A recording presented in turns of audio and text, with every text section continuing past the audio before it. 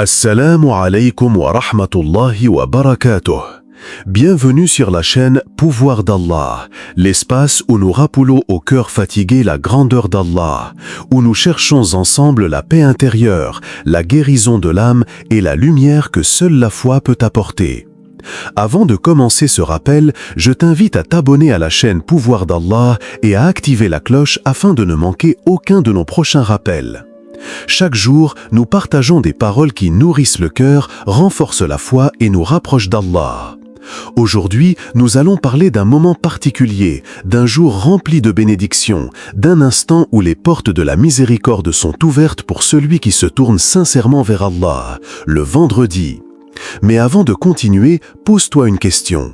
Combien de fois as-tu regardé ta maison et tu t'es demandé « Pourquoi malgré tous mes efforts, je ressens encore un manque ?» Pourquoi l'argent entre dans ma vie mais disparaît rapidement? Pourquoi parfois j'ai tout ce qu'il faut matériellement mais mon cœur reste inquiet? Beaucoup de personnes pensent que la richesse est seulement une question d'argent. Pourtant, l'islam nous enseigne une vérité plus profonde. La vraie richesse est une bénédiction qu'Allah place dans ce que nous possédons. Une maison peut être grande, mais sans la paix d'Allah, elle peut sembler vide. Une personne peut avoir beaucoup d'argent, mais sans la baraka, elle peut toujours ressentir un manque. Et parfois, une petite maison remplie d'amour, de gratitude et de souvenirs sincères possède plus de richesse qu'un palais sans tranquillité. Allah dit dans le Coran « Et quiconque place sa confiance en Allah, il lui suffit ». Allah atteigne ce qu'il se propose et Allah a assigné une mesure à chaque chose. Surat At-Talaq 65.3. Cette parole est une promesse extraordinaire. Allah ne dit pas « celui qui ne rencontrera jamais de difficultés ». Allah ne dit pas « celui qui aura toujours une vie facile ». Mais Allah promet que celui qui lui fait confiance ne sera jamais abandonné. Aujourd'hui, peut-être que tu écoutes cette vidéo avec des soucis que personne ne connaît. Peut-être que tu travailles énormément, mais tu as l'impression de ne jamais avancer. Peut-être que tu portes des responsabilités familiales lourdes. Peut-être que tu souris devant les autres, mais quand tu es seul, ton cœur demande simplement « Ya Allah, quand viendra mon soulagement ?» Sache une chose, Allah connaît tes combats, même ceux que tu n'arrives pas à expliquer. Il connaît tes larmes silencieuses, il connaît tes efforts cachés. Il connaît les nuits où tu t'es réveillé avec des inquiétudes dans ton cœur. Et parfois, le retard d'une réponse n'est pas un refus d'Allah. Parfois, c'est une préparation qu'Allah réalise dans ta vie. Comme un agriculteur qui plante une graine dans la terre. Pendant plusieurs jours, il ne voit rien apparaître. Il pourrait croire que rien ne se passe. Pourtant, sous la terre, quelque chose travaille déjà. Il en est de même avec les invocations. Quand un croyant lève ses mains vers Allah avec sincérité, même si ses yeux ne voient encore aucun changement, Allah entend chaque parole. Le prophète Mohammed sallallahu alayhi wa sallam nous a enseigné l'importance de l'invocation et de la confiance en Allah. Le croyant ne demande pas seulement parce qu'il cherche une chose matérielle, il demande parce qu'il sait que son Seigneur est celui qui possède tous les trésors des cieux et de la terre. Allah dit « Et quand mes serviteurs t'interrogent sur moi, alors je suis tout proche. Je réponds à l'appel de celui qui me prie quand il m'invoque. » Surat Al-Baqarah 286. Imagine cette parole. Le Créateur des cieux et de la terre dit « Je suis tout proche ». Pas seulement proche des personnes parfaites, pas seulement proche de ceux qui n'ont jamais commis d'erreur. Allah est proche de celui qui revient vers lui avec un cœur sincère. Peut-être que cette doua du vendredi sera aujourd'hui une cause pour qu'Allah mette une nouvelle lumière dans ta maison. Pas seulement une lumière dans les murs, mais une lumière dans les relations, une lumière dans ton travail, une lumière dans ton cœur. Parce que la plus grande richesse qu'Allah puisse donner à une personne n'est pas seulement ce qu'elle possède dans ses mains, mais ce qu'elle ressent profondément dans son âme. Alors reste jusqu'à la fin de cette vidéo car nous allons partager ensemble une invocation puissante pour demander à Allah la baraka, le rizq, la protection et la tranquillité dans nos maisons. Lorsque nous parlons de baraka, beaucoup de personnes pensent immédiatement à l'argent, à un salaire plus élevé, à une grande maison ou à une réussite visible aux yeux des autres. Mais la baraka est bien plus profonde que cela. La baraka, c'est lorsque Allah met une bénédiction invisible dans une chose visible. C'est lorsque peu devient beaucoup. C'est lorsque tu as moins de moyens, mais que ton cœur ressent davantage de satisfaction. C'est lorsque tu rentres chez toi après une journée difficile et que tu trouves une paix que l'argent ne peut pas acheter. Car parfois, une personne possède beaucoup de biens, mais elle ne dort pas tranquillement. Elle mange les meilleurs repas, mais elle n'a plus le goût de la vie. Elle habite dans une grande maison, mais les cœurs à l'intérieur sont éloignés. Et parfois, une famille possède peu, mais chaque repas est accompagné de gratitude, chaque parole est remplie d'amour et chaque difficulté est affrontée avec confiance en Allah. Voilà la différence entre une chose simplement possédée et une chose bénie par Allah. Allah dit dans le Coran: « Si les habitants des cités avaient cru et avaient été pieux, nous leur aurions certainement accordé des bénédictions venant du ciel et de la terre. » Sourate Al-A'raf 7,96. Regarde la profondeur de ce verset. Allah nous montre que la véritable abondance ne vient pas seulement des efforts humains, mais aussi de notre relation avec lui. Bien sûr, l'islam nous encourage à travailler, à chercher les moyens, à construire notre avenir. Mais le croyant comprend que derrière chaque réussite se trouve la permission d'Allah. Imagine une personne qui travaille jour et nuit pour gagner sa vie, mais qui oublie complètement celui qui lui donne la force de travailler. Elle ressemble à quelqu'un qui admire la lumière d'une lampe, mais oublie celui qui a créé l'électricité. La baraka commence lorsque le cœur reconnaît la source de toute chose. Peut-être aujourd'hui, tu regardes ta situation et tu te dis « Ya Allah, je fais des efforts, mais pourquoi je n'avance pas comme les autres ?» Mais est-ce que tu as déjà pensé que certaines choses que tu considères comme des retards sont peut-être des protections? Peut-être qu'Allah t'a éloigné d'une opportunité parce qu'il savait qu'elle allait détruire ta paix. Peut-être qu'Allah a retardé une chose parce qu'il prépare quelque chose de meilleur.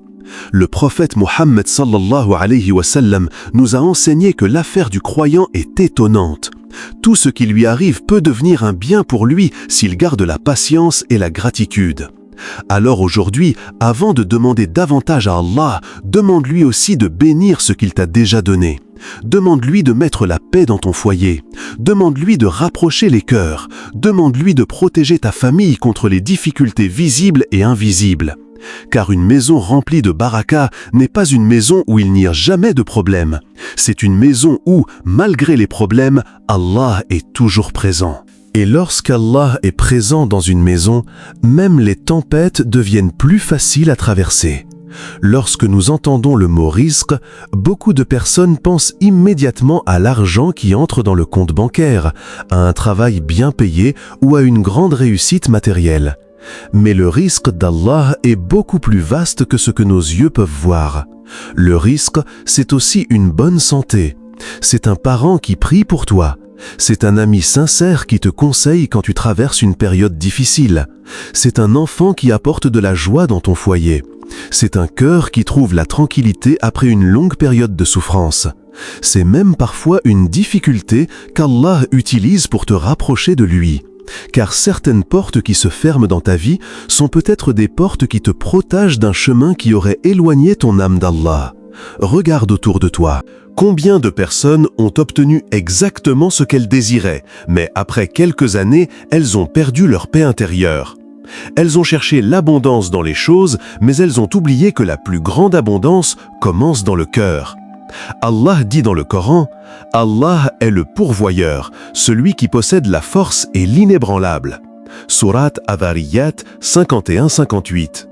Ce verset nous rappelle une vérité essentielle. Personne ne peut nous donner ce qu'Allah n'a pas destiné pour nous, et personne ne peut nous enlever ce qu'Allah nous a accordé. Imagine un enfant qui demande quelque chose à son père. L'enfant pense parfois que ce qu'il demande est absolument nécessaire pour son bonheur. Mais le père, avec son expérience, sait parfois que ce n'est pas le bon moment. Allah est encore plus miséricordieux envers ses serviteurs. Nous voyons un instant de notre vie. Allah voit toute notre histoire. Nous voyons une porte fermée. Allah voit peut-être un danger derrière cette porte. Nous voyons un retard. Allah voit une préparation. C'est pourquoi le croyant apprend à demander avec confiance et patience. Il ne dit pas seulement « Ya Allah, donne-moi ce que je veux ». Il dit aussi « Ya Allah, donne-moi ce qui est meilleur pour moi, même si je ne le comprends pas aujourd'hui ». Car parfois, la plus grande réponse à une invocation n'est pas de recevoir immédiatement ce que nous avons demandé. Parfois, la réponse est qu'Allah change notre cœur pour que nous soyons capables de recevoir ses bienfaits. Pense à une personne qui reçoit une grande richesse alors que son cœur n'est pas préparé.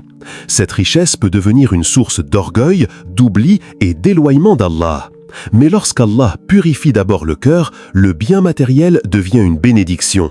Allah dit « Et quiconque craint Allah, il lui donnera une issue favorable et lui accordera ses dons par des voies qu'il ne soupçonnait pas. » Sourate At-Talaq 65, 2-3.